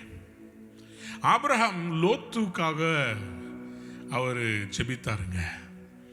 சோதோம் குமரா அழிய போகிறது என்று சொல்லி ஆபிரகாம்கிட்ட வந்து சொல்லப்பட்ட போது, ஆதியாகமத்தின் புஸ்தகம் 18ஆம் அதிகாரத்தில் அவர் ஆண்டவர்கிட்ட கேட்கிறார், நான் இன்னும் ஒரு விஷயம் உம்மிடத்தில் நான் ஒரு கேள்வியை கேட்கட்டும். 50 பேர் இருந்தாங்கன்னா அந்த பட்டணத்தை அழிப்பீரோ? கேட்டுக்கிட்டே போறாரு. காரணம் என்ன? லோத்துவை விட்டு கொடுக்க மனசு இல்லை. அன்பார்ந்த பிள்ளைகளே, உங்களுக்காக ஜெபிக்க திறப்பில நிற்க தரிசன பங்காளர்கள் தேவை. ஐந்தாவதாக தரிசன பாரம் உடையவர்கள் தேவை. Destiny burden bearers. Burden bearers. இங்க பாருங்க, இவங்க யார் தெரியுமா? புயல் வந்தாலும் எது வந்தாலும் இவங்க உங்ககிட்ட இருக்கிற பணத்துக்காகவோ செல்வாக்குக்காகவோ உங்க கூட இருக்கிறவங்க இல்ல, கிறிஸ்துவினால் இணைக்கப்பட்ட அன்பில் நிற்கிறவர்கள். அல்லேலூயா! யாராவது ஒரு அல்லேலூயா சொல்றீங்களா? அன்பார்ந்த பிள்ளைகளே, எனக்கு இந்த தண்ணி எல்லாம் கொடுத்து என் பேக்கை கூட எடுத்து வந்துட்டு இருக்கிறாரு சண்டேஸில், மற்ற நாட்களில். 6 வருஷத்துக்கு முன்னாடி அவர் இந்த சபைக்கு எப்படி வந்தாருன்னா, அவங்க மனைவியை கொண்டு வந்து விட வருவார். ஏன்னா அவர் கிறிஸ்தவர் அல்ல. அவங்க மனைவியை கொண்டு வந்து விட வருவார். நல்ல மனுஷன். விட வந்தவர் ஒரு நாள் சரி கூட வரேன்னு கூட வந்து உட்கார்ந்தார். எதுக்கு? இந்த ஃபேமிலி கவுன்சிலிங் நடந்துச்சு. அதில் அவங்க மனைவி சொல்கிறாங்க, ஏங்க நான் மட்டும் எப்படிங்க ஃபேமிலி கவுன்சிலிங் போகிறது? கணவனோடு இருந்தால் தாங்க ஃபேமிலி கவுன்சிலிங்க்கு வந்து உட்கார வைக்க போவாங்க. சரின்னு வந்து உட்கார்ந்தார். வந்து உட்கார்ந்தவர், நல்லா இருக்குதே, இந்த பாஸ்டர் நல்லா ஜோக் அடிக்கிறாரு, நல்லா பாடுறாருன்னு சொல்லிட்டு அப்படியே தொடர்ந்து வந்துட்டு இருக்கிறார். அப்போது ஒரு நாள் எனக்கு ஆண்டவர் அவரை காமிச்சு சொல்கிறாரு, இவரை உன்னுடைய ஆயுததாரியாக நீ ட்ரெயின் பண்ணு. என்னது? அவர் இன்னும் ரட்சிக்கப்படல, ஞானஸ்தானம் எடுக்கல, எதுவும் ஆரம்பிக்கல. ஆனால் ஆண்டவர் எனக்கு சொல்றாரு, இவரை நீ ட்ரெயின் பண்ணுன்னு சொல்லி. அவரை கூப்பிட்டு சொன்னேன், தம்பி இங்கே வாங்க, எனக்கு கொஞ்சம் உதவி செய்ய முடியுமா? எனக்கு இந்த தண்ணி எல்லாம் எடுத்து கொடுக்கறதுக்கு. ஏன்னா அப்போ எனக்கு அசிஸ்டண்ட்டாக இருந்த தம்பி வந்து அவன் வந்து ப்ரொமோஷன் வாங்கி அசிஸ்டன்ட் பாஸ்டராக மாறிட்டான். ஸோ எனக்கு அந்த இடத்துல வந்து நிரப்புறதுக்கு ஒரு ஆள் தேவை. அவனை பிடிச்சி தண்ணி கொடுறான்னு சொல்ல முடியாது. அவன் ஸ்டேஜுக்கு போகணும், மற்ற காரியங்கள்லாம் பார்க்கணும். அப்போ நான் கேட்குறேன், ஆண்டவர் எனக்கு ஒரு நல்ல நபரை, கள்ளம் கபடம் இல்லாத ஒரு நபர், ஒரு ஆயுததாரி எனக்கு வேணும், தாழ்மையாக இருக்கணும் அப்படின்னா. தம்பி வந்தார். சண்டே வந்து அவர் என்கிட்ட சொல்லார், அண்ணே நீங்கள் என்னை ஊழியத்துக்கு கூப்பிட்டு 6 வருஷம் ஆச்சுண்ணே, 6 வருஷமாக நான் உங்களோட நிற்கிறேன். கையை தட்டுங்க பாபம். எதுக்கு சொல்கிறேன்னா, என் கண்ணாடி கீழே விழுந்துருச்சு, அவர் கையிலிருந்து தவறி கீழே விழுந்துருச்சு. கூட்டிட்டு போய் கண்ணாடி வாங்கி கொடுக்குறது. எனக்கு ஏதாவது தேவைன்றத பார்த்துட்டா அதை வந்து பூர்த்தி செய்யணும்னு இந்த கூட இருக்கிறோம்.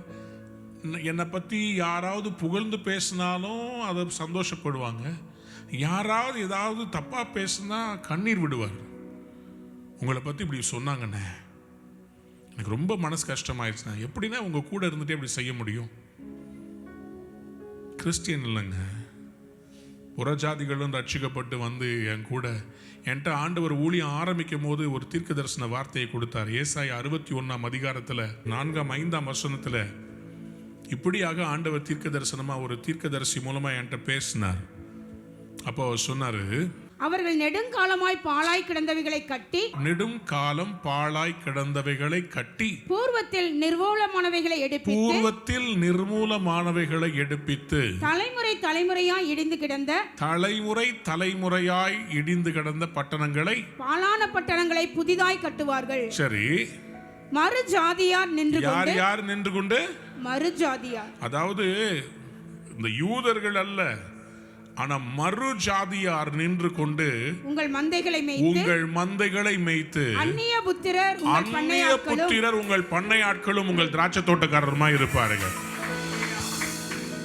இன்னைக்கு நம்ம சபையில பெரும்பான்மையா கூட நின்று ஊழியம் செய்யறது புறஜாதிகள் இருந்து ரட்சிக்கப்பட்டு வந்தவங்க தான். எத்தனை பேர் ஆமேன் சொல்ல விரும்புறேன்? அல்லேலூயா. அவங்க தான் பாஸ்டராக இருக்கிறாங்க, அவங்க தான் இன்னைக்கு கூட நின்று எல்லாத்தையும் ஊழியத்தை செய்கிறாங்க. நான் ஏன் சொல்ல வரேன்னா, இவங்க யார் தெரியுமா? உங்களுக்காக உங்ககிட்ட பணம் இருக்குதோ இல்லையோ இவங்க நேசிப்பாங்க. இந்த மாதிரி ஒரு 3 பேர் இருந்தால் உங்கள் வாழ்க்கையில் நீங்கள் நல்லா வந்துடுவீங்க. உங்களுக்காக கண்ணீர் விடுகிற உங்களை நல்லா கவனித்துக் கொள்ளுங்க. There are different kinds of people in this world. சரிங்களா? ஒன்று கான்ஸ்டிடியூவன்ட். யார் தெரியுமா இவங்கெல்லாம்? உங்கள் ஏரியாவில் இருப்பாங்க, உங்களுக்கு ஓட்டு போடுவாங்க. 5 வருஷத்துக்கு ஒரு தடவை ஓட்டு போடுவீங்கல்ல, அவங்களோட உங்களுக்கு கனெக்ஷன் இருக்குதா என்ன? அந்த காலத்தில் இவங்களுக்கு என்ன தோணுதோ அதை பார்த்து ஒரு ஓட்டு போடுவீங்க. இது கான்ஸ்டிடியூவன்ட்.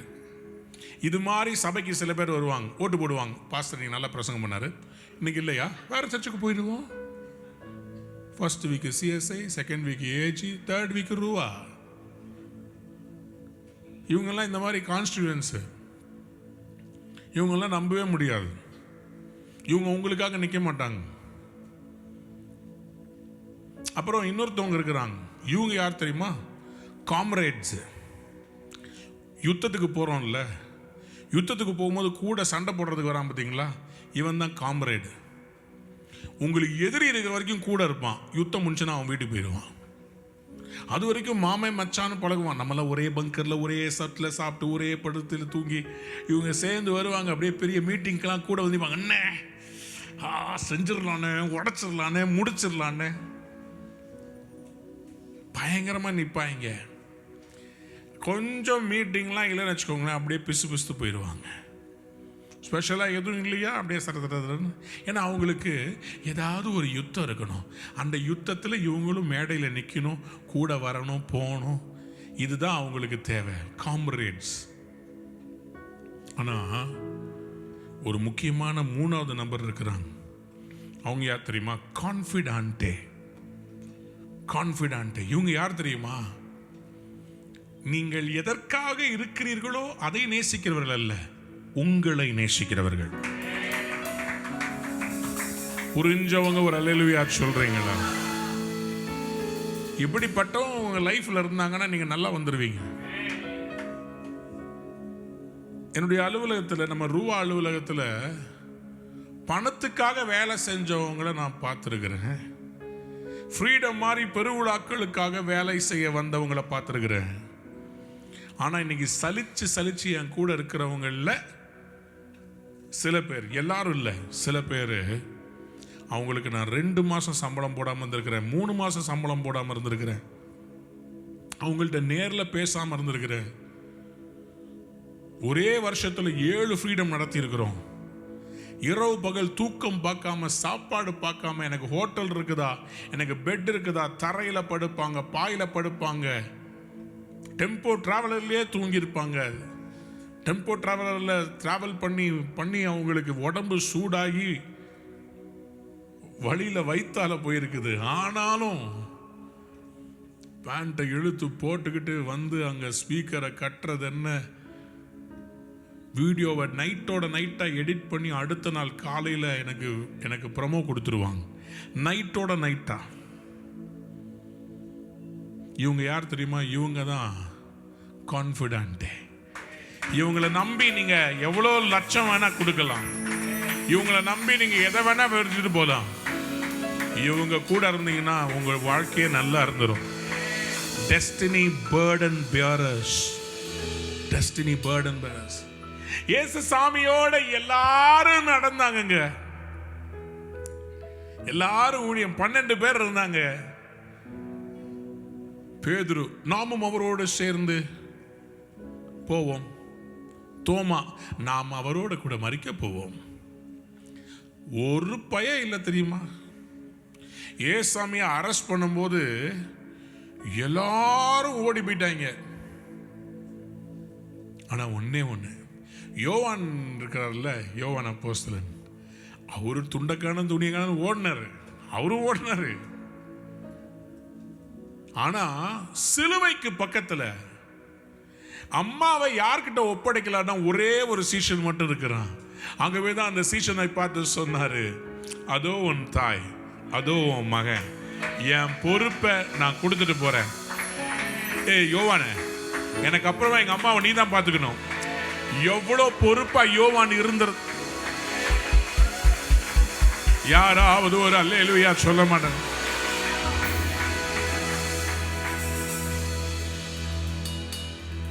வேலையே பயிர மேற மாதிரி ஆட்கள்கிட்ட விட்டுட்டு போக முடியாது. உங்க வீட்டில் இருக்கிற டிரைவரா இருந்தாலும், வேலைக்கு வைக்கிற ஆளா இருந்தாலும், எத்தனை குடும்பங்கள்ல வேலைக்கு வைக்கிறவங்களே பிள்ளைகளை கடத்திட்டு போய் மிரட்டி பணம் வாங்குறாங்க. So it is very important that you find the right confidantes, destiny burden bearers. உங்க பாரத்தை சுமக்கிறவங்க. இவங்க வெறும் ஜெபத்துல இல்லைங்க, லிட்டரலா சுமப்பாங்க. ஆண்டவராகிய இயேசு கிறிஸ்துவை வாரினால அடித்திருக்கிறாங்க, தலையில முள்கிரீடத்தை வச்சு அடிச்சிருக்கிறாங்க. செருப்பு இல்லாம அவர் கொல்கொதா மலையில ஏறிக்கிட்டு இருக்கிறாரு. பாரமான பெரிய சிலுவை மரத்தை தூக்கி கொண்டு நடக்கிறார். இவர் நடந்து போயிட்டு இருக்கும் போது இவர் அந்த சிலுவையை கீழே போட்டு விழுந்துடுறார். அப்போ என்ன பண்றாங்க? மார்க்கு சுவிசேஷம் 15ஆம் அதிகாரம் 21 வாசித்து பாருங்களேன். இது மத்தேயுலயும் இருக்குது, லூக்காவிலையும் இருக்குது, யோவான்லையும் இருக்குது, 4 காஸ்பல்லையும் இருக்குது. மத்தேயு 27ஆம் அதிகாரத்தில் 33 43, மத்தேயு 27, லூக்கா 23 33 43, யோவான் 19 17 24. இந்த எல்லா 4 சுவிசேஷங்களிலும் ஒரு மனிதனை குறித்து பெயரை அவர்கள் குறிப்பிட்டிருக்கிறாங்க. யார் அவர்? சிரேனே ஊரானும் அலெக்சாந்தருக்கும் ரூஃபஸுக்கும் தகப்பனுமாகிய சீமோன் எனப்பட்ட ஒருவன் நாட்டிலிருந்து அவ்வழியே வருகையில். எந்த நாட்டிலிருந்து? ஆப்பிரிக்காவிலிருந்து வந்திருக்கிறார். ஒரு அல்லேலூயா சொல்லுங்க பாபு. இந்த சிரேனே ஊரானாகிய இந்த மனிதன் சீமோன், இவர் என்ன பண்றாருங்க? இவர் வரும்போது அவருடைய சிலுவையை சுமக்கும்படி அவனை பலவந்தம் பண்ணினார்கள். பாருங்க, ஃபர்ஸ்ட் பலவந்தம் பண்ணினார்கள். இவர் வழியில போயிட்டு இருக்கிறார், அவரை பிடிச்சி இந்த சிலுவையை சுமந்தாகணும்னு சொல்றாங்க. ஃபர்ஸ்ட் ஆக்சுவலா அவர் விருப்பம் இல்லாம தான் சுமக்க ஆரம்பிச்சார். ஆனா இயேசு கிறிஸ்து கூட நடந்து வர வர வர இந்த மனிதன் இயேசுவை உள்ளன்போடு ஏற்றுக்கொண்ட அந்த சிலுவையை சுமந்தார். பாருங்க, உங்களுக்கு தெரியுமா, முதல் எழுப்புதல், பெரிய அசைவு யார் மூலமா வந்தது தெரியுமா? First disciples, outside of the 12 disciples, இந்த அலெக்சாந்தர் ரூஃபஸ் இருக்கிறாங்கல்ல, இவங்க மூலமா தான் ஆப்பிரிக்கா கண்டத்தில் ஒரு பெரிய எழுப்புதலை கர்த்தர் இந்த சிலுவை சுமந்தது நிமித்தம் அவருடைய பிள்ளைகளை எடுத்து பயன்படுத்தினார். எத்தனை பேர் ஆண்டவருக்காக சிலுவை சுமக்க ரெடியா இருக்கிறீங்க? ஊழியத்தின் பாரத்தை சுமக்க இன்னைக்கு சில பேர் தேவை. நிறைய பேருக்கு என்ன பாஸ்டர் ஆக்க மாட்டாங்களா, எனக்கு மைக்கு கிடைக்காதா, சில பேர் சர்ச்சே என்னைக்கு அவங்களுக்கு பாட்டு கொடுக்குறாங்களோ அன்னைக்கு தான் வர்றது. என்னைக்கு மேடை ஏற்றுறாங்களோ, அனௌன்ஸ்மெண்ட் போடுறாங்களோ அன்னைக்கு தான் வர்றாங்க. மற்ற நாட்களில் வர்றது கிடையாது.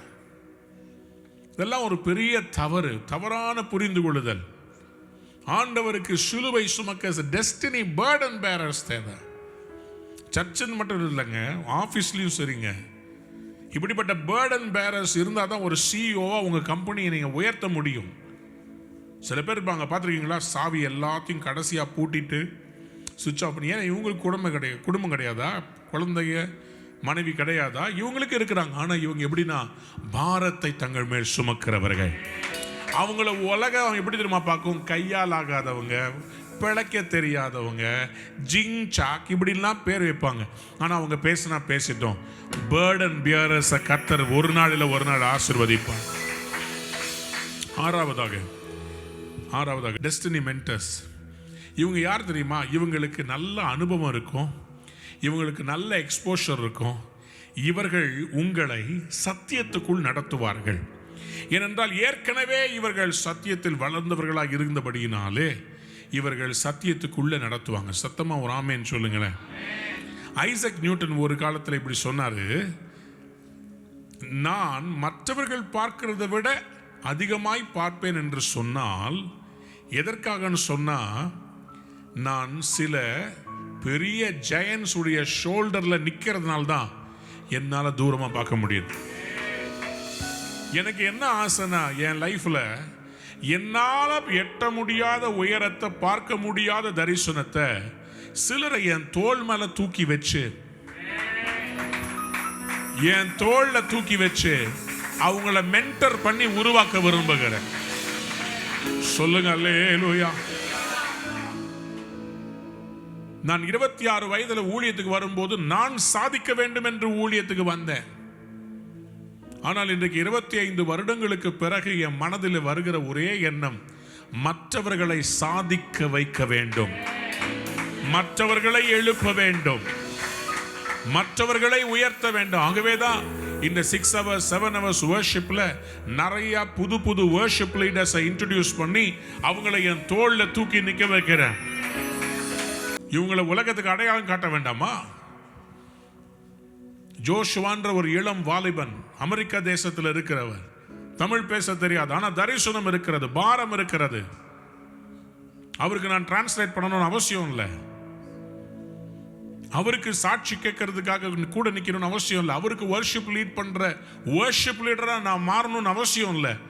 ஆனா கர்த்தர் அங்க என்ன டெஸ்ட் பண்றார், என்கிட்ட கேட்கிறார், உன்னால மற்றவங்களை தூக்கி நிறுத்த வைக்க முடியுமா? உன்னால தாழ்த்த முடியுமா? நான் அந்த இடத்துல நிற்கும் போது நான் ஒண்ணு சொன்னேன், ஆண்டவரே உமக்காக நான் எதையும் செய்வேன் ஆண்டவரே. ஈகோ இல்ல, பர்டன் இருந்துச்சு. அந்த இடத்துல பெருமை இல்ல, தேவ சித்தம் இருந்தது. அந்த இடத்துல தேவ ராஜ்யத்தின் சிந்தனை இருந்தது. இன்னைக்கெல்லாம் உலகத்துல யாரை பிடிச்சு எப்படி மேல வரலாம், எங்கவருக்கு சோப்பு போடலாம், யாருக்கு பின்னாடி போனா பணம் கிடைக்கும், இப்படி நிறைய நடந்துகிட்டு கிடக்குதுங்க. ஆனா எனக்கு அந்த மாதிரி வாழ பிரியம் இல்லை. என்னால முடிஞ்சா மற்றவங்களை தூக்கி விடணுமே தான் தோணுதே தவிர, ஒரு மென்டர்ஷிப்புங்க, டெஸ்டினி மென்டரா கர்த்தர் மாத்திட்டார். டெஸ்டினி மென்டரா, பாஸ்டரா, ப்ராஃபட்டா உங்களுக்கு ஆட்கள் தேவை. ஒரு எலியா எலிசாவை எழுப்பினார். எலிசாவுக்கு எலியா தேவைப்பட்டது. 1 ராஜாக்கள் 19ஆம் அதிகாரத்தில் என்னைக்கு எலியா தன் சால்வையை எலிசா மேல போட்டால் அன்னையிலிருந்து எலிசா எலியாவையே பின்பற்றி தொடர்ந்தார். அவருடைய 12 ஏர் மாடுகளை அவர் உடைத்து அதை சமைத்து கொடுத்து விட்டு பின்பற்ற ஆரம்பித்தார். காரணம் என்ன? அவருக்கு தெரியும், தேசத்தின் தீர்க்கதரிசன குரலாகிய இவருக்கு பின்னாடி நானும் தேசத்தை கலக்குகிறவனாய் வர வேண்டும். எனக்கு பணம் வேண்டாம், எனக்கு பொருள் வேண்டாம். இன்னைக்கு இருந்திருந்தா என்ன பண்ணிருப்பாங்க தெரியுமா? அந்த 12 ஏர் மாடையும் ரெண்ட்டுக்கு விட்டுட்டு, குத்தை விட்டுட்டு, வீடெல்லாம் ரெண்ட்டுக்கு விட்டுட்டு, நான் போய் ஊழியம் செய்ய போகிறேன், மாதம் மாதம் எனக்கு கரெக்டாக காசு வந்து விட வேண்டும், என்னால் 25,000 வாடகைக்கு கீழே இருக்க முடியாது, எனக்கு வாரமானால் ஐஸ்கிரீம் சண்டே சாப்பிட வேண்டும், பிரியாணி தான் சாப்பிட வேண்டும். இவர் அன்னைக்கே போட்டுட்டு இவர் பின்னாடி போறார், ஒன்றும் இல்லாதவனா போறார். காரணம் என்ன? இவருக்கு பணத்து மேல இல்ல, இந்த மனுஷன் மேல இருக்கிற அபிஷேகம் எனக்கு வேணும். எத்தனை பேர் ஆமேன்னு சொல்ல விரும்புறீங்க? அப்படிதான் 1 லட்சம் ரூபாய் சம்பளம் இருந்தேன், நான் தூக்கி போட்டு என் அன்பு ஆவிக்குரிய தகப்பனுக்கு பின்னாடி ஓடுனேன். அந்த அபிஷேகம் தான் இன்னை எனக்கு உலகத்துக்கே கொண்டு போய் நிற்க வச்சிருக்கு. ஆனால் அதே நான் பல பேர் ஊழியத்துக்கு கூப்பிடும் போது என்கிட்ட கேட்குறேன், அண்ணா எனக்கு வர்றதுக்கு ஒன்றும் பிரச்சனை இல்லைண்ணே, ஆனால் எனக்கு கமிட்மெண்ட்ஸ் இருக்குண்ணே. என்னப்பா கமிட்மெண்ட்டு? எனக்கு வாடகை இவ்வளோ இருக்குது, அப்புறம் இது இருக்குது, அது இருக்குது, இது இருக்குது. எனக்கு அந்த மாதிரி ஒரு அழைப்பு கிடைக்கும் போது என்கிட்ட சாம்ஜர் என்ன சொன்னாங்க, உனக்கு ரொம்ப தேவைப்பட்டா என்கிட்ட வந்து கேளு, நான் உனக்கு தருவேன்னு சொன்னார். ஆனால் கர்த்தருக்கு ஸ்தோத்திரம், அவர்கிட்ட கேட்குற மாதிரி கர்த்தரை நான் ஒரு தடவை கூட வைக்கவே இல்லை. ஒரு தடவை கூட என் பிள்ளைங்களுடைய ஸ்கூல் ஃபீஸுக்காகவோ, மருத்துவ செலவுக்காகவோ, பெட்ரோலுக்காகவோ, வீடு வாங்குறதுக்கோ எதுக்குமே அவர்கிட்ட போய் கேட்கவே இல்லை. கர்த்தர் என் தேவைகளை சந்தித்தார், என் விசுவாசத்தை கனப்படுத்தினார். அப்படிதான் என்ன அவர் வளர்த்தார். இன்னைக்கு நான் ஏன் போய் மற்றவங்க நிற்க மாட்டேன்றேன்னா, என்ன அந்த மாதிரி வளர்த்தார் அவரு. சிங்கம் மாதிரி நிற்பார் அவரு. தேவை இருக்கும், திருப்பத்தூர்ல அங்க கட்டடம் கட்டணும், அண்ணா என்னென்ன பண்றது சொல்லுவார், ஜோமன்லாம் பார்த்தா ஒருத்தர் வருவாங்க, வந்துட்டு சொல்லுவாங்க, நான் அன்றூர்ல இப்போ வாசித்தேன், கர்த்தர் என் லைஃபை மாத்திட்டாருங்க, இந்தாங்க பிடிங்கன்னு சொல்லி பார்த்தா அந்த கட்டடம் கட்டுறதுக்கு வேண்டிய காசை ஒருத்தர் வந்து கொடுத்துட்டு போயிட்டே இருப்பாங்க. அவருக்கு கார் வாங்கணும், இப்போ இனோவா முதல் ஃபர்ஸ்ட் டைம் வருது, அதுக்கு 8 லட்சம் ரூபாய் தேவை. எப்படி கிடைக்கும்? கையில 1 லட்சம் தான் இருக்குது. ஆச்சரியமா இருந்துச்சு எனக்கு. கட்டன்னு ஆண்டவரால ஏவப்பட்டு மக்கள் வந்தாங்க. 8 லட்சத்தையும் கடனே இல்லாம, லோனே இல்லாம வாங்க கர்த்தர் கிருபை செய்தார். ஆச்சரியமா இருந்துச்சு. நான் அந்த மாதிரி அந்த பள்ளியில் வளர்ந்ததுனால இன்னைக்கும் விசுவாசத்துல நிக்கிறேன். கர்த்தர் தரிசன பங்காளர்களை எனக்கு வைத்திருக்கிற, அவர்கள் வருவார்கள் என்று விடாப்புடியா நிக்கிறேன். எத்தனை பேர் விசுவாசத்துல ஆமென் சொல்ல விரும்புறீங்க? You need a destiny prophet. தீர்க்கதரிசியினால் காக்கப்பட்டான். You need destiny prophets. கடைசி, you need destiny partners. The choice of the person you will spend the rest of your life is actually a destiny decision. நான் ஒன்று சொல்லட்டுமா? நீங்க யாரை கல்யாணம் கட்டுறீங்கன்றது ரொம்ப ரொம்ப முக்கியம். Because they are destiny partners. அதனால்தான் ஆண்டவர் சொன்னார், அந்நிய நுகத்துல பிணைபட வேண்டாம், சரிபட்டு வராது. தரிசன பங்காளரா உங்களை லாங் டேர்ம் கூட நிக்கிறவங்க யாருன்னா உங்களுடைய மனைவி. உங்க கூட இருந்து உங்களை நேசிக்கிற இந்த பாரி டெஸ்டினி பார்ட்னர்ஸ் ரொம்ப முக்கியம். மனைவி ஃபர்ஸ்ட் ரெக்கமெண்டேஷன். ஆனா அது மட்டும் இல்லைங்க, தேவனால் அவருடைய சித்தத்தை நிறைவேற்றுவதற்காக தேவனால் இணைக்கப்படுறவங்க இருக்கிறாங்க. ஆண்டவருக்கு ஆலயத்தை மறுசீரமைப்பு செய்ய வேண்டும். யெஷுவா அல்லது ஜோஷுவா என்கிற பிரதான ஆசாரியன் ஜெருபாபேல் என்கிற உலக பிரகாரமான ஒரு கட்டுமான பணியில் இருக்கிற ஒரு ஆர்கிடெக்ட் ஜெருபாபேலையும் யோசுவாவையும் இணைக்கிறாரு, ஆலயத்தை கட்டி முடிக்கிறார். சகரியா தீர்க்கதரிசன புஸ்தகத்துல 4ஆம் அதிகாரத்துல ஆண்டவர் யோசுவா என்கிற பிரதான ஆசாரியன் பேசல, ஜெருபாபேல் சொல்றாரு. ஜெருபாபேலே, பலத்தினாலும் அல்ல ஆவியினாலே. யார்கிட்ட பேசுறாருங்க? ஜெருபாபேல்கிட்ட பேசினார். யார் அவரு? ஆசாரியனுக்கு உதவி செய்ய வந்தவர்.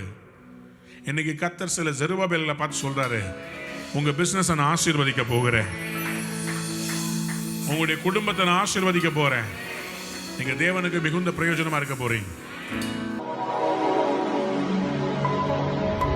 அன்பான நேயர்களே, இந்நிகழ்ச்சியில் கொடுக்கப்பட்ட வாக்குத்தத்தங்களும் தீர்க்க தரிசன வார்த்தைகளும் உங்களுக்கு ஆசீர்வாதமாய் இருந்திருக்கும் என்று நாங்கள் நம்புகிறோம்.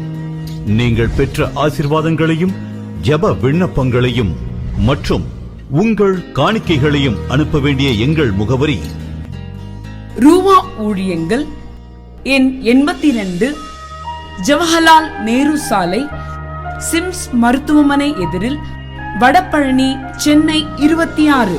உங்கள் காணிக்கைகளை ஆன்லைன் மூலமாக எளிதாக செலுத்தலாம்.